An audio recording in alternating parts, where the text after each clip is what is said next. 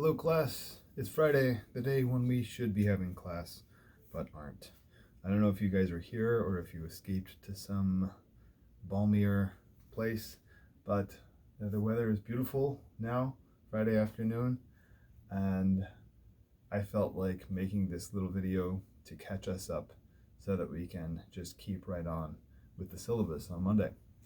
So I'm going to talk a little bit today about books 2, 3, and 4 of the Aeneid, and then we'll take up book 6 on Monday. I should say I'm really kind of sad to miss this in person, because book 4 especially right at the heart of the whole Aeneid, and I wish I could be there to talk about it with you in person, to get your responses. Okay, book 2. This I think we can take care of in 5 to 10 minutes. Look at the beginning of book 2. Things we have seen, at the end of book 1, we had Dido falling for Aeneas. We have Aeneas beginning his narratives, obviously based on Odysseus to the Phaeacians, and he starts with the fall of Troy. Okay, so what do we need to see there at the start of book 2? Look at page 32 first, second page of book 2. We've got the Trojan horse, much more kind of fully built into this narrative. And we got this argument about whether to bring it inside the walls or not. Look at this for a moment. 30, line 30. Here was the battleground. Some ogled the huge horse, gift of the Virgin Minerva for our ruin. Thymoides was first to want it taken to our stronghold. His own guile, or the fate of Troy, inspired him. Capys and those who shared his good sense urged us to hurl the treacherous bounty of the Greeks into the sea, or set a fire beneath it, or drown into the secrets of its womb. The fickle mob took opposite positions. Then Laocoon comes up. This is not Laocoon. Please resist temptation to pronounce it that way. Laocoon comes up, and he's on Capys's side, right? Very dubious of the contents of this thing, and rightly so, of course, as we know. The one thing I want to point out about this is there are some little details in the words themselves. Thymoides. Whenever you see a Y like that, that is not an original Latin word. Latin doesn't have Y's natively, but when they take in a Greek word that has the letter upsilon, I think I've talked about this. This is the letter in thumos, right? For example, the U.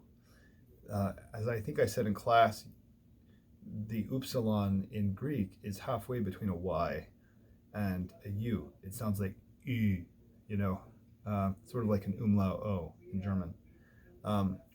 And so you've got that letter.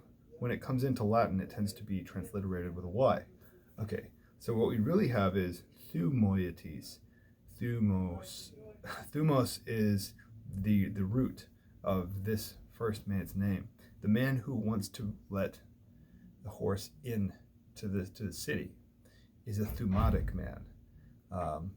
Is a man kind of flush with honor and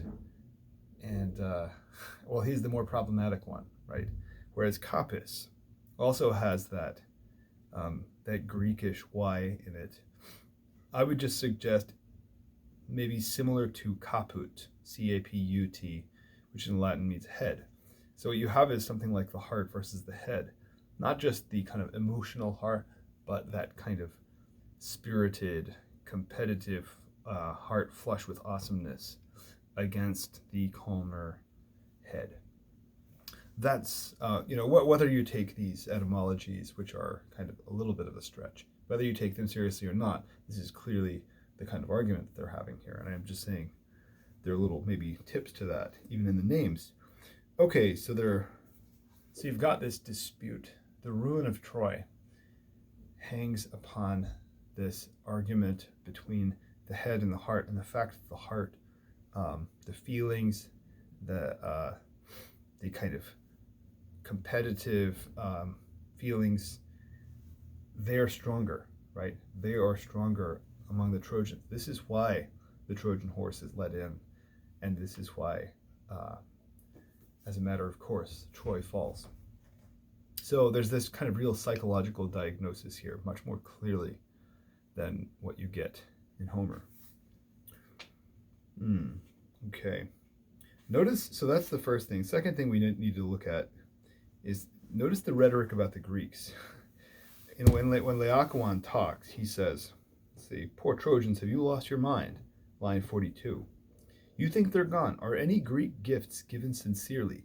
Don't you know Ulysses better? Ulysses is the Latin name for Odysseus.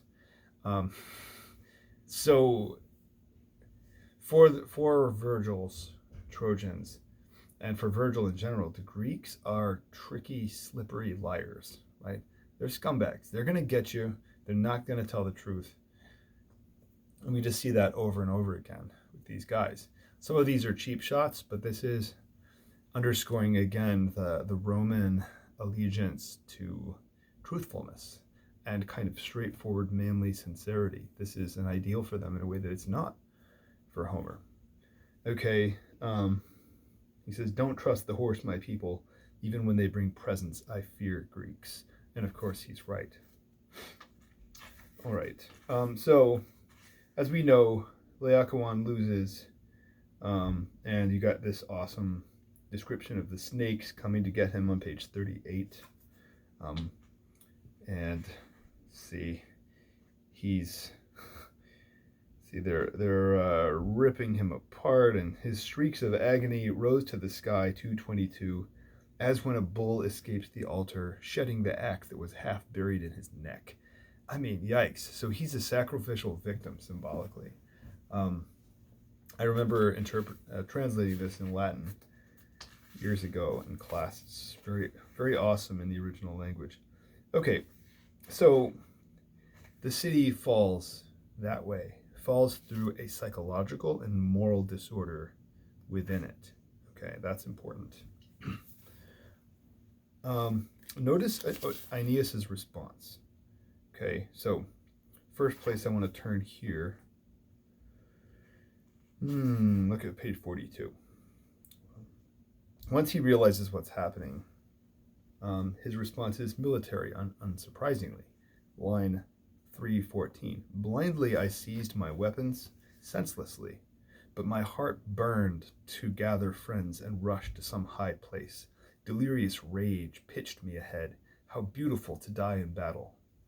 Okay, so he's filled with this oppositional emotion and like rather die and throw himself into the battle than anything else.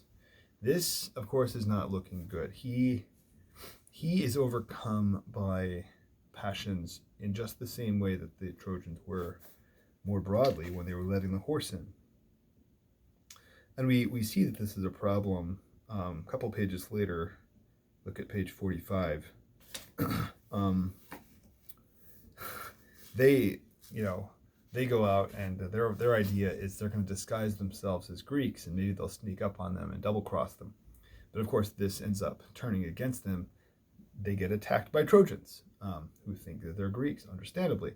So that's right here. Let's see, 410. But now, hurled from the temple's lofty rooftop, Trojan spears overwhelmed us. Abject slaughter. Our plumes, our emblems turned us into Greeks. And so they're trying to play the Greek game of deception. Bad idea, right? It actually screws them over. Excuse my French. And really their whole response goes awry. And it's at this point that Aeneas starts to get a series of visitors, right? We have Hector, we have Venus, eventually even his dead wife, coming to beckon him out of the city. Get out, make your escape, live to found something new, and so on and so forth, as you know, the plot of this poem requires.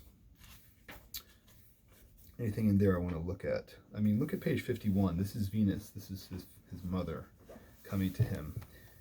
594. My child, What pain could bring on such wild anger?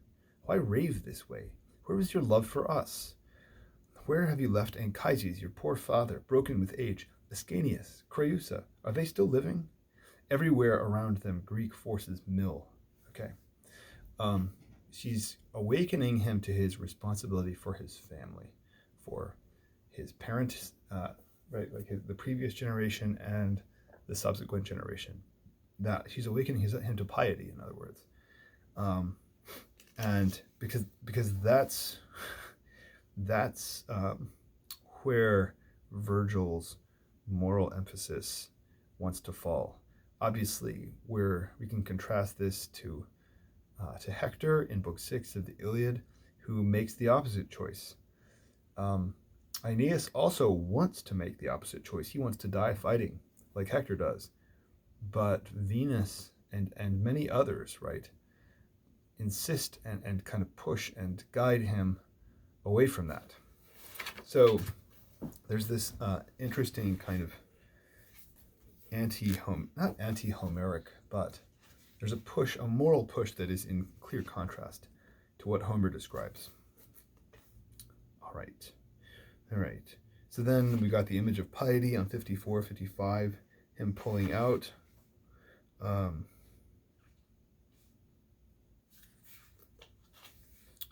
And then he loses his wife. Famously, she gets lost somewhere because she's trailing a ways back.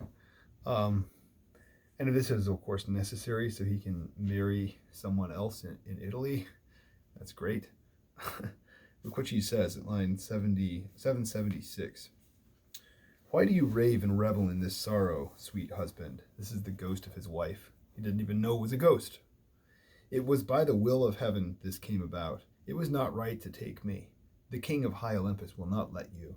In a long exile you will plow a vast sea, clear to the west, where Tiber's Lydian water serenely sweeps through warriors' rich fields.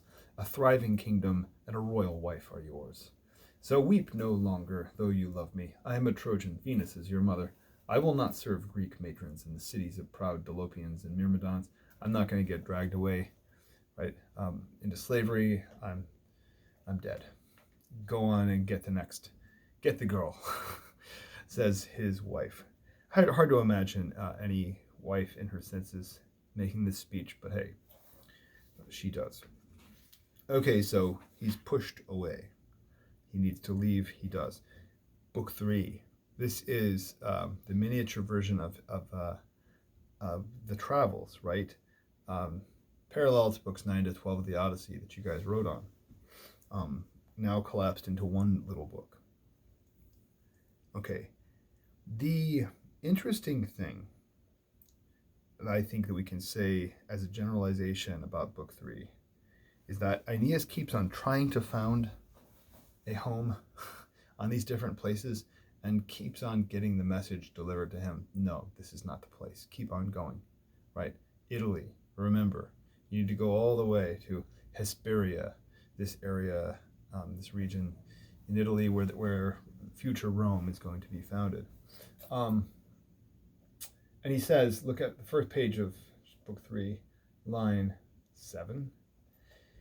We didn't know where fate would let us settle, but we mustered men. So he's got everybody together. They move out and they move across the sea, almost as an experiment. Where will fate let us settle? Right, it's an interesting way of framing this.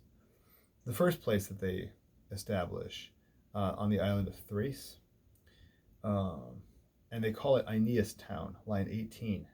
But fate was hostile there. They're going to slaughter a bull on the beach, and they they try to break off some sticks to help make the sacrifice. And then 26, hideous sight, almost unspeakable. The first plant pulled away oozed drops of blood from its torn roots, a filthy gore that tainted the ground. And then, of course, the broken plant starts speaking to him. Aeneas, no, line 41, don't maul a buried corpse, polluting your clean hands. This is a guy named Polydorus, who was double-crossed by some Greeks previously. And So, of course, Greeks double crossers. Um, Two things I want to say about this. One, keep this image in mind because those of you who have read Dante's Inferno before know that this image comes back in an interesting, different way in Dante's Inferno. This kind of speaking bush that speaks when you break its limbs. The second thing, we need to notice just why he is killed. Let's see. So, I am Polydorus, and a woodland of iron pierced me. Here the sharp spears grow, 45, 46. So he was killed by the guy sticking a bunch of spears into him, and they left them there, apparently. And these turn into plants. I mean, this is like a weird kind of phantasmagoric, like fantasy image. Not something you would ever see in Homer, even in books 9 to 12 of the Odyssey, right? Like, this is really weird stuff. And why did they kill him? Because on the next page, 56, for gold. Killing Polydorus to loot the gold. What will that hellish hunger not drive a man to do? This is a rhetorical question that Virgil himself makes to us. And I just want to point this out because that's something you would never have heard Homer say. This is another kind of philosophical difference. There is a critique of wealth, of riches, that has happened, a kind of philosophical critique. You find this in Aristotle and others. Pleonexia is this kind of greediness that Aristotle talks about in the Nicomachean Ethics and elsewhere.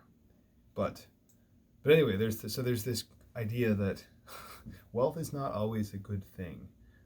It can corrupt the mind, and so there's this strong sense of greed as a vice now, even before Christianity, that really distinguishes Homer, Virgil. And Homer, as many tripods as you can get, it's all to the good, right?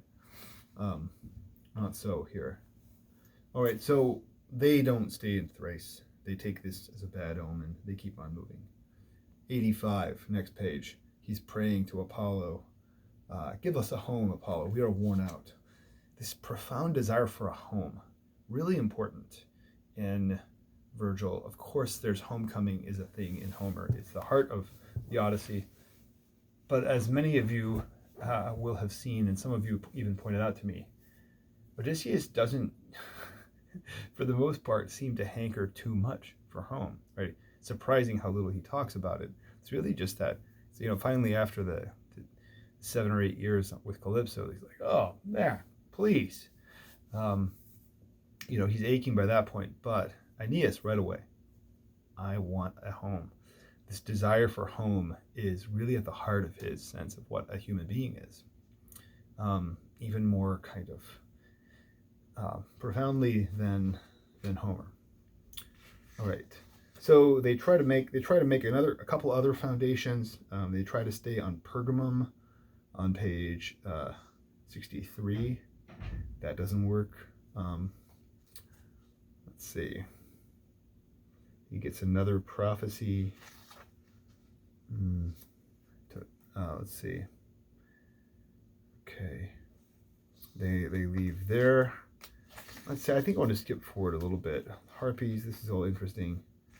I want to look at. Okay, Bethrodum. All right. I want to look at pages 68 and following. This is when he lands. Let's see. He lands on another island and meets Andromache. So this is interesting to readers of the Iliad. She has remarried this fellow named Helenus, one of Priam's sons, apparently 295. And this place that Helenus and Andromache have together, Aeneas can also can't stay here. Let's look at what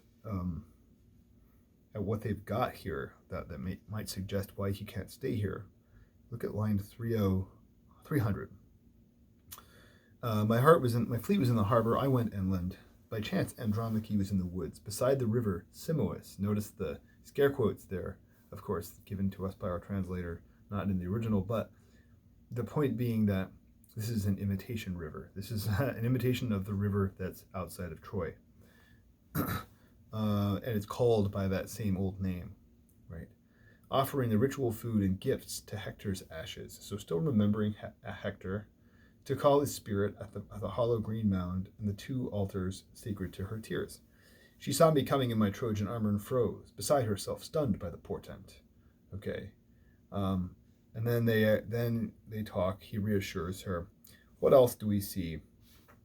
We see that her first husband, bottom of 69, was Achilles' son, and that was unpleasant, Pyrrhus.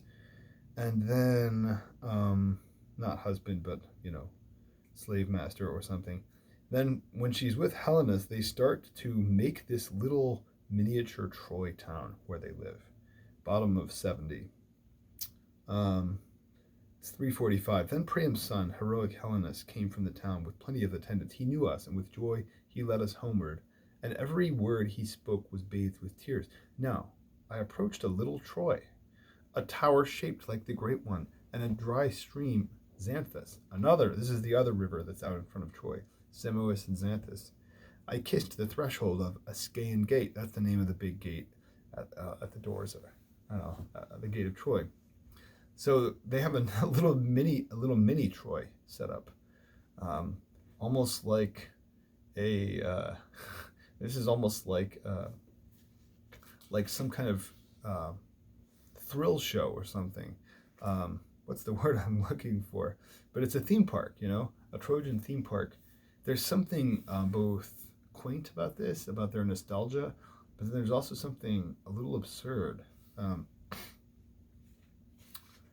What I would suggest to you is that the things that Helenus and Andromache are doing is not what Aeneas can or should do. He's not called to make another Troy. He needs to go to a new place, found something new. Why that is will become apparent as we move further through the story. But suffice for now to say, he can't just do what he knows. He needs to make something new, something that is future-oriented, not just reliving the past. That's the important thing. You can't just act out of nostalgia, out of desire for a bygone past. That is a big part of the message of Book 3. All right. Let me skip forward now to Book 4, which, as I said before, is actually one of the most important in the whole book. Okay. Important because it establishes this dramatic tension between Dido and Aeneas, already there building at the end of Book 1. But this becomes the episode that everyone remembers from the Aeneid. Anyone who knows anything about the Aeneid knows Aeneas and Dido and the pathos of Dido, right? Like that may not have been quite Virgil's intention. This is like a third of the way through the book, and the point is Rome. This is before all of that. This is like a proto-Carthaginian queen. It's a foretelling of the fall of Carthage and the Punic Wars. Why does this become the thing that everybody remembers rather than the foundation itself? I just want to leave that out there, and we'll continue to talk about it. So we're in Carthage, page 85. And let's read this description opening the book about Dido's condition. Now, the queen's lifeblood fed her brutal love wound. A flame unseen gnawed at her hour by hour. His martial manhood and his family's glory came back to her. His face, his words now clung to her heart. Her body had no peace or rest. Dawn had raised Phoebus' torch to light the earth and pushed the drizzling shadows from the sky when stricken Dido told her loving sister, Anna, right, I can't sleep because of all these dreams. I'm losing it for this man. Okay. And so we're going to go on, but let me just notice a few things about those opening lines. One, it's a wound. Love is a wound. It's something that is inflicted upon her. She is stricken, Dido, at line 8, right? The image is of an animal who has been shot by an arrow. who's been wounded from outside, something I did not look for or plan, but it happened passively to me. When we get to Italy in book 7, by the way, there's going to be another stricken animal, which is interestingly parallel to Dido here. So keep your eye open for that. But so she's stricken by this. So it's described as a wound, also described as a flame, right? Unseen, gnawing at her hour by hour. So love is a wound. Love is a flame that's burning her up within, consuming her. All right, and then line 5, I think the most important. Her body had no peace or rest. In Latin, this is nec placidam membris dat cura quietem. Quietem in Latin comes from this word quietus, which means rest or quiet, if we kind of transliterate it directly. So this kind of peace, this rest, she does not have that. She cannot settle down at all. On the one hand, we know what Virgil's talking about. This is a very familiar kind way of describing love to us, and infatuation, in fact. But I just want to underscore that word of disquiet or restlessness, because in the tradition we're reading about this semester, that word is going to come up more and more powerfully. Let me just throw that out there. So keep your eye on this idea of rest and restlessness. In Dido's case, the restlessness comes from desire, forbidden desire, right? And this is the heart of her pathos. She has no chance to attain her desire. She has been stricken by it, and there is no opportunity for fulfillment. It's not going to come. In fact, she's going to be crushed by that disallowance. So there's something that feels unfair there, right? Needless to say. Line 15. Let's see. If ever, this is Dido to Anna. If ever my heart moved from where I fixed it, I set myself against the ties of marriage, when death had cheated me of my first love, blighting for me the wedding torch and chamber. I might relent this single time and falter. So she's taken this vow not to remarry, but just to give herself to her people. Because her previous husband, Sichaeus, line 20, killed by her own brother, Pygmalion. We get the bits of this backstory from in different places in the text. But that was in Tyre, right? In what is now Palestine. And she leaves for Carthage and is just doing the queen thing, not getting married again, except now having second thoughts. She says, line 23, I recognize the remnants of that flame. Famous line, partially because this is going to come back in Dante. Underline that line, and keep it in mind for Dante later. So she's got that familiar feeling of it's happening again. I didn't want this, but I've got it. All right. Now, look forward now to page 87.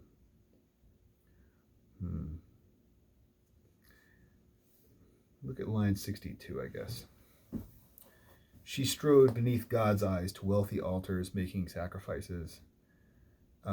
Began each day with gifts, searching for the meaning cut open in the steaming guts of beasts. So she's looking for divine answers to this question of her heart, whether she can be with Aeneas. O empty-minded augurs, in her madness, what use were prayers and temples, says Virgil. Flame devoured soft marrow, and a heart's wound throbbed in hiding. So what does it mean that in her madness, what use were prayers and temples? What does that mean? She's praying for what is not good for her, right? And Virgil has this sense, you might think this would be a Christian insight, but it's actually pre-Christian in some sense, that or extra biblical, that the things you pray for might just be things you want, not what is really good for you, not what is really coming to you. So there's a kind of sense of Dido projecting her desires onto onto fate or something, and looking for its fulfillment in these sacrifices, and not finding it. Okay, so we have this madness here, and a kind of psychological moral disorder, passions overriding mind, just like we had in Troy, just like also we had with Juno at the start, right? There's the real link between Juno and Dido, obviously. Even the two words have the same syllable count and the same second syllable sound. In her madness, what use were prayers and temples? Flame devoured soft marrow, and a heart's wound throbbed in hiding. Poor Dido burned, raved, wandered through the city. That word burned is, in Latin, is furens, okay? Filled with furor. Remember that word from book 1. This is the furor of war that causes war, that Rome will ultimately squelch, military and political Rome. Here we have something parallel with Dido. Her psychological, moral, personal disorder comes from her own furor. Okay, from her own burning, which she cannot put into order. Poor Dido burned, raved, wandered through the city, as when a deer, at peace in Cretan glades, is pierced from far off by a hunting shepherd. Like I said, keep that in mind. Not knowing where the flying iron point landed, he leaves it. So there's kind of carelessness about Aeneas here. He's just like, well, he's the guy who gives up on the struck deer. Not knowing where the flying point landed, let's see, through the groves of Dicta, she runs at random. In her side, the death reed, okay, the arrow. Now, 74, he hasn't really actually abandoned her yet, right? That's going to come later in book 4. Right now, they're just in love. Now Dido leads Aeneas through the fortress, shows him Sidonian wealth, the rising city, begins to speak, but leaves her words half said. At fall of daylight, she repeats her banquet, demands to hear the Trojan trials again. I want to hear those stories again, right? From book 2, book 3. Again, hangs on his words and her delusion. Her guests are gone. The moon puts out its dim light, and falling constellations counsel sleep. She sorrows in the empty house, reclining there on the couch he left, sees, hears his absence. Notice how she's kind of, in her imagination, making up an Aeneas that is not there, right? Literally, physically, she's looking at the indentations of him on the couch, wishing he were there, projecting him there, in the same way, of course, that she is doing in a sort of more psychological, imaginative way in general, right? She holds Ascanius, so like his father, in her lap, cheats her real and shameful love. The towers she began don't rise. The young men no longer drill or build defending ramparts or ports. The work stalls, halfway done, the menace of high walls, and the cranes as high as heaven. Okay, 2 things about this. 1, notice how everything grinds to a halt there in those last lines. All of her civilizational progress that she's leading, she's the ruler. She's not in that anymore, and it all goes into slow motion and stops, stasis. So there's a kind of, with her kind of disordered passions comes political disorder. The 2 are hand in glove for Virgil. And then secondly,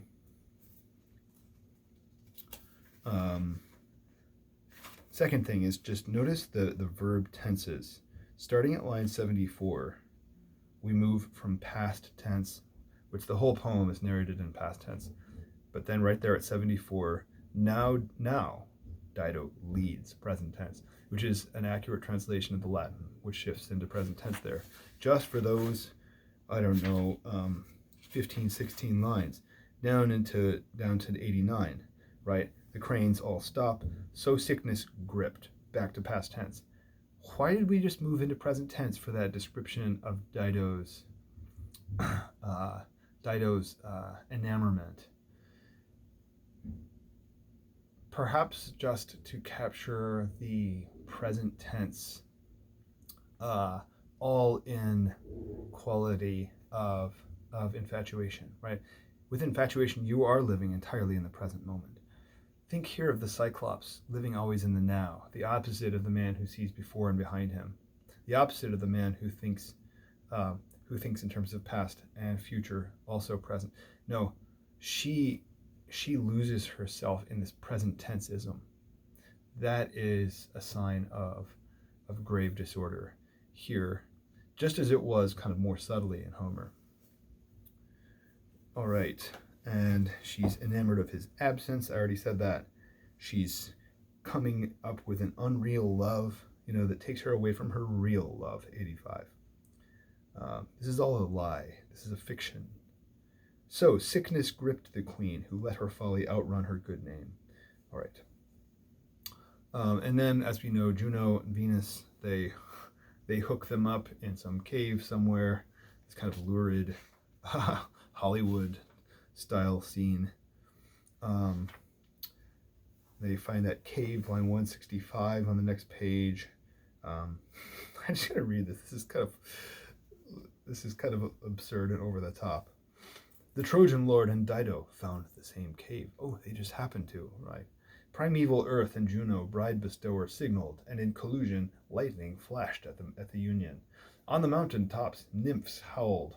From this day came catastrophe and death. No thought of public scandal or of hiding her passion troubled Dido any longer. She called it marriage, covering her own fault. So there's that sense of doubleness there, of what she calls it, in despite of the fact that this is, not an actual marriage, and thus not binding on Aeneas. All right. Now, okay, rumor, this kind of anthropomorphized goddess, runs through the town. Let's skip to the next page, 92. Venus pleads to Jupiter, to Almighty Jove, there at line 206. Let's see. A woman straying on my borders rented a scrap of shore for building on and farming on my... Oh no, this is not Venus. This is the King Yarbus, line 196, the other North African ruler who had hoped to marry Dido, get a dynastic marriage here, which might have been a good marriage for her, who knows. Anyway, Yarbus prays to Jupiter, hey, can we, this isn't fair. I've got this interloper coming in on my territory. So he says about Dido, though, 211, a woman straying on my borders rented a scrap of shore for building on, farming on my conditions. She refused me marriage, but lets Aeneas rule with her. No, rule her. That Paris, with his mincing retinue, an Asian headdress on his perfumed hair, masters his lute. I guess it's empty legend alone that makes us fill your shrines with gifts. So this guy's bitter. The thing I want to underscore there is he compares Aeneas to Paris. Really interesting things are going to happen with these kind of Trojan War parallels. Aeneas is a new Paris, stealing the woman, and yet it's very different now, right? In some ways, the Aeneas Dido thing is similar to Aeneas to Odysseus and Calypso, right? This is a distraction. This is not the woman that you actually need. This is not the woman that you're going to rule with at home, which is meant to be Italy. Okay, so she's in some ways a Calypso. He's an Odysseus, but he's also, if you flip it around, a Paris coming in and taking somebody else, someone who should be someone else's wife, and bringing on war that way. So this is a disorderly behavior in Aeneas that is going to have repercussions, just like Paris's behavior does. All right. So then Mercury comes bottom of the next page, 93, 94, to get Aeneas out of here, to spring him. And what does he find Aeneas doing? line 260. He sees Aeneas laying out the towers and building houses. He's helping Dido, understandably, right? He can't just do nothing there. He's a strong man. So he's helping her build her kingdom. Mercury asks the embarrassing question, 271. What will this loitering in Libya bring you? If you're unmoved by all the coming splendor, right, the prophecies of your future in Rome that you've gotten so far, if you're unmoved by that, which is a weight you do not wish to shoulder, think of your hopes as Aeolus grows, your heir, owed an Italian realm and Roman soil. So he hearkens to his piety, or where the piety he should have. Think of your son, right? And as he's saying this, he fades away. And what does this do for Aeneas? Next page, top of 95. He, Aeneas, burned to run. However sweet this land was, I've got to get out of here. But he's on fire for what? For Rome and for his patrimony and his future, his people. There's a different kind of burning there. The gods' august command had terrified him. Okay. After much wavering, line 287, this seemed the best plan. He called his men. They must get the men together quietly, rig the fleet, and hide the reason things stirred. So we got to get out of here, hopefully in secret, before Dido notices. 296, but who can fool a lover? She's got her feelers out. She figures out what's happening. She's not dumb. And this is the last great thing I want to discuss with you in book 4 is Aeneas's showdown with Dido, or I should say Dido's dressing down of Aeneas at line 305. She faces him and accuses him. You traitor, did you think that you could hide such a great crime, that you could sneak away? We got to keep track of her rhetorical appeals. The first one is a kind of appeal to shame at treachery, right? Betrayal. You think you could sneak away the pledge you made, our passion for each other? Even your Dido's brutal death won't keep you? Monster, you toil beneath these winter skies and rushed across the deep through northern blasts for a strange home on someone else's land?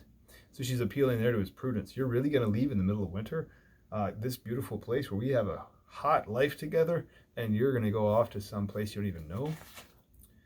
If ancient Troy will still stood today to sail to, would you make off across that surging plain?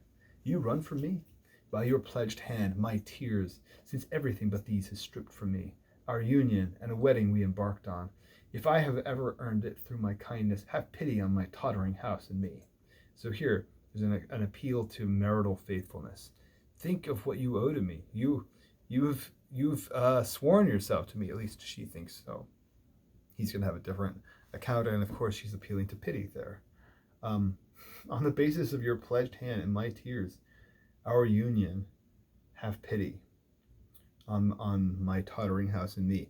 The Libyans and the nomad rulers hate me. Everybody around here hates me now. Think of that guy, King Yarbus, right? She's screwed now, politically, civilizationally, because of Aeneas. She's all in on him, and now he's going to ditch her. Tell me, my guest, line 323. She's turning that knife because, right, like there's still the memory of that Homeric guest ethic. Tell me, my guest, what hands will kill what you abandon? My prospect? Will Pygmalion raise my walls? This is her brother. Gaetulian Yarbos lead me off a captive? If only I'd conceived before you bolted and had your offspring. If a small Aeneas played in my palace with a face like yours, I wouldn't feel so cheated and abandoned. But it didn't happen, right? She spoke. He kept his eyes down at Jove's orders, struggling to force his feelings from his heart. Okay, key moment. How does he get out of here?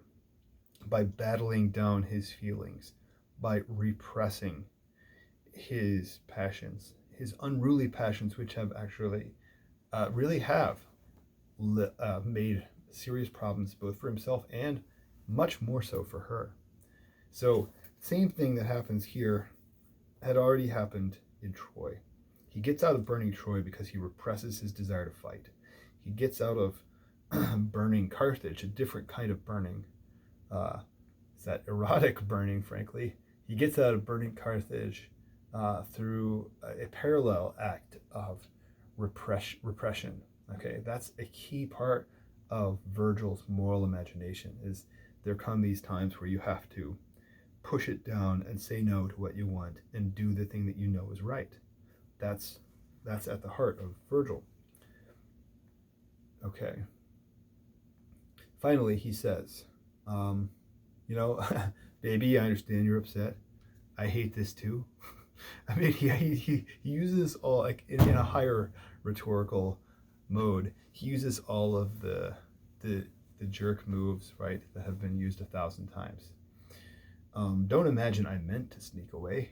Line 330. I didn't mean to sneak away. Of course he meant to sneak away. That was the whole point. And as for spouse, I never made a pact of marriage with you. I don't remember actually signing anything. I don't think you have that in writing. You can't hold that against me. If fate would let me live the life I chose, if I had power over my decisions, I would have stayed at Troy, where I could tend beloved graves. I wish I could have stayed there. It's not like that I want to go on exactly, except that Apollo and the edicts of Lycia 346 drive me into Italy. My love, my home are this. So he says the love he's choosing over her, and really over his Trojan past also, that's interesting, important to see. The love he's choosing here is the love of his future Roman patrimony, his people, the new foundation. This is everything. The Aeneid. This book is about a ranking of loves, right? And Aeneas is moving past Dido to a higher love, right? If I were in front of you in class and could see your faces, I would make an allusion to that song, Bring Me a Higher Love, and I would look out to see whose faces actually registered recognition, but I won't. So I've got to get to Italy. And he says, it's not that I want to get there, but I've got to. Line 358. In the clear day I saw him within these walls, and these ears heard his voice. Mercury. Don't goad me and yourself with these complaints. Italy is against my will, right? It's against my will, and yet it's for my will. He's got a divided will, right? These two rival desires, two rival impulses. Okay. And it just all goes down from there. We end with a magnificent conflagration at the end. Let me just say this as a final point, since we're coming up on 50 minutes. What are we to think about all this? On the one hand, Virgil's moral reasoning is crystal clear. As I said, everything we've seen so far in the book lines up with it theoretically. This need to repress, this need to overcome disorder for the sake of the good, for the sake of this civilization which fate requires, which will be good for the human race, will bring about peace, and so on and so forth. And yet, the question I would raise to you is this: why does Virgil want us to feel so profoundly the agonizing cost of this for Dido? If this is really what he wants, and what he thinks should happen, and he's preaching it like a good Stoic Roman, why does he spend so much imaginative capital investing us in Dido's emotions, her pathos, right? When Aeneas leaves, probably some of you thought, I get, he's doing the right thing. It's hard, but he's got to do it. And yet, you should also at some level feel this guy's a dirtbag. Virgil forces us to feel that way practically. Why does he do that?